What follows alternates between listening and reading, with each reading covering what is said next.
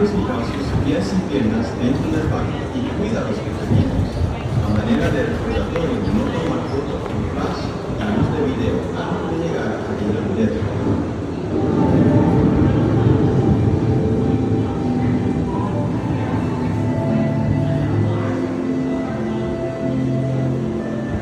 Welcome to a voyage of discovery and awareness of the richness of the diversity of representation living on the land. Our journey begins as dramatic and sudden changes are sweeping over the land, in which extend waves seem violent and destructive to us, but to nature, it's a new beginning in the sun.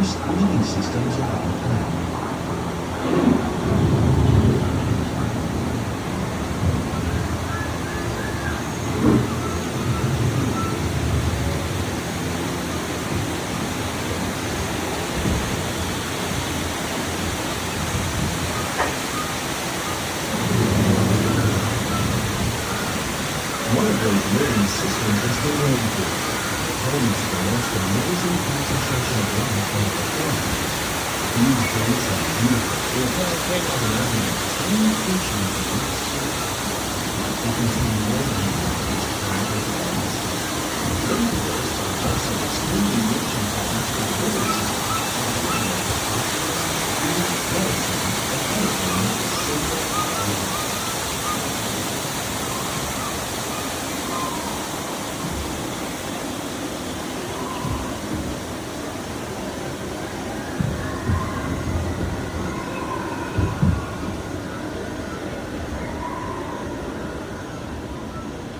In the desert, nature has created a very different, but no less beautiful living system.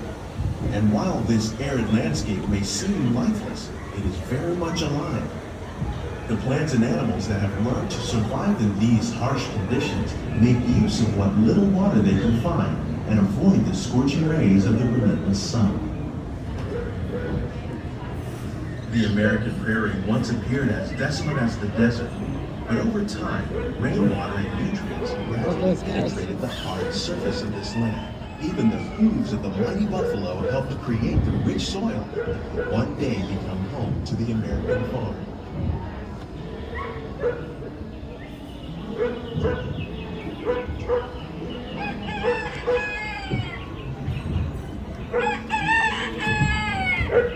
This is making all that noise.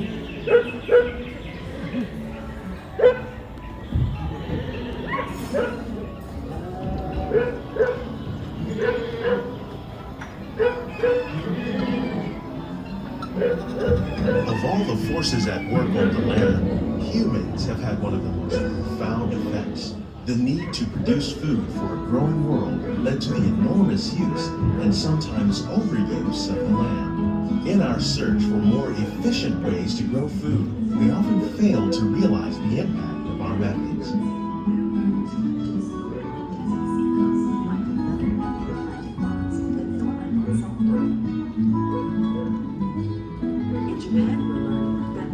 Today, we're learning to live with the land, discovering better ways to grow food that will assure both human and environmental well-being. Here at Epcot, we're learning to reduce the need for chemical pesticides by breeding and using natural predators, like ladybugs and wasps, to control pests. In the farmlands across America, we're learning that by plowing under vegetation containing natural fertilizers, we can enrich the soil without the use of chemicals. In arid regions, we're learning to produce food on desert seacoasts by developing and planting crops that thrive on saltwater. In Japan, we're learning that by mixing leaves and other living materials into our soil, we can make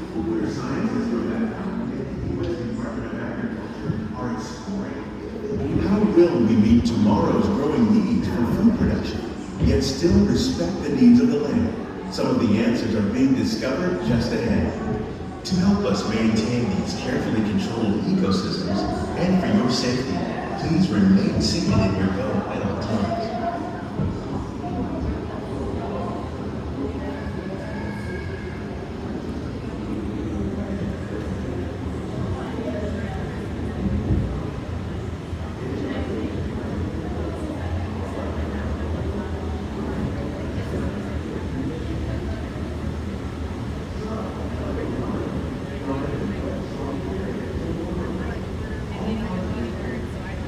Welcome to our living laboratory, where scientists from EPCOT and the U.S. Department of Agriculture are exploring innovative ways to produce bountiful harvests now and into the future.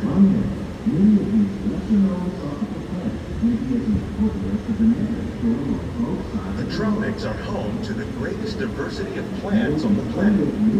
Many of these, like papaya, bananas, cacao, coffee, and rice, are well known around the world.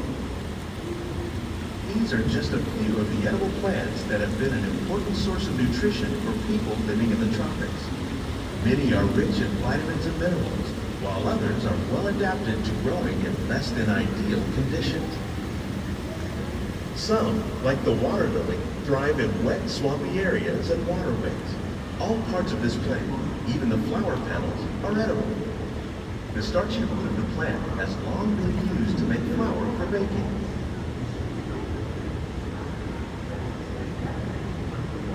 One day, many of these Everything lesser-known is tropical edible in plants here. may be as important as the bananas growing on both sides of the boat. More than 28 million tons of bananas are eaten annually, making it the most popular fruit in the world.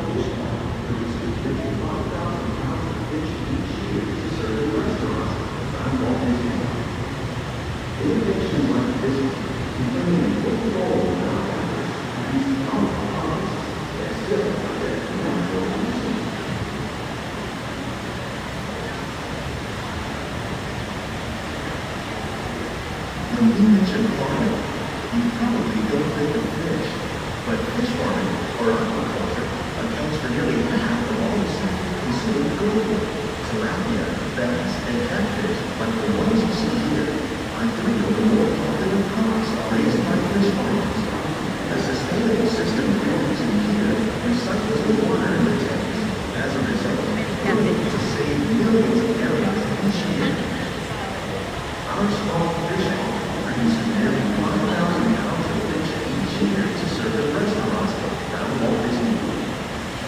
Innovations like this one can play an important role in our efforts to produce bountiful harvests and still protect natural resources.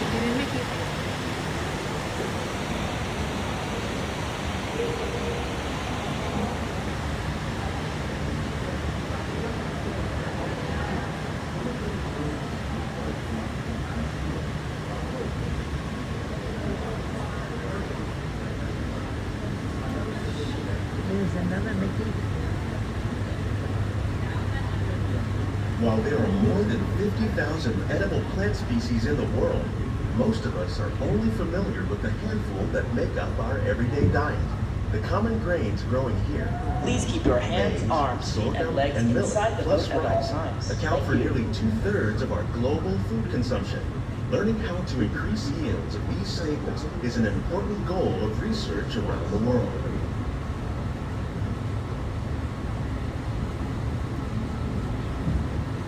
Cherry sage. Interesting. These plants are definitely on their way up.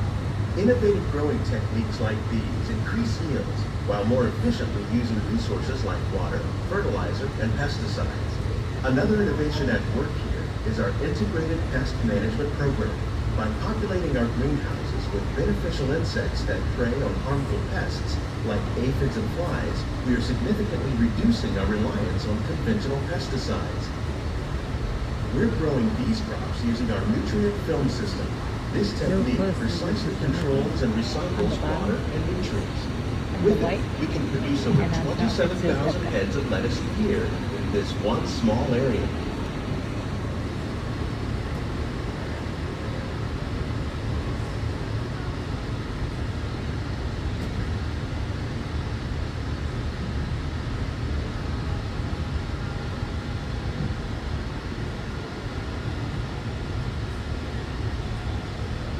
Of agriculture. Some of our best ideas have been inspired by nature, like these fruit and vegetable trees. By growing these ground plants vertically, we can increase yields and better control diseases. These crops taste as good as they look. In fact, we serve more than 15 tons of produce from our greenhouses in restaurants here at the land every year. It's another great way to produce more while using less. In our lab, Epcot scientists are working with the U.S. Department of Agriculture on a number of innovative projects. The goal of these efforts is to produce higher yielding and better quality plants.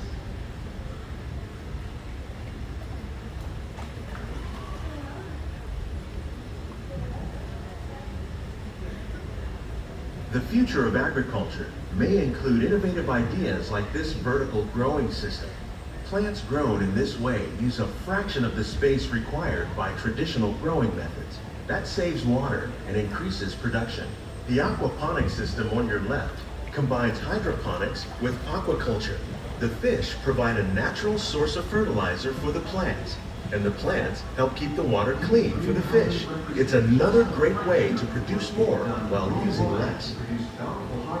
In our lab, Epcot scientists are working with the U.S. Department of Agriculture on a number of innovative projects. The goal of these efforts is to produce higher yielding and better quality plants rely upon. Together, we can continue to find more ways to increase food production and protect our precious natural environment. Only then will we truly be living with the land.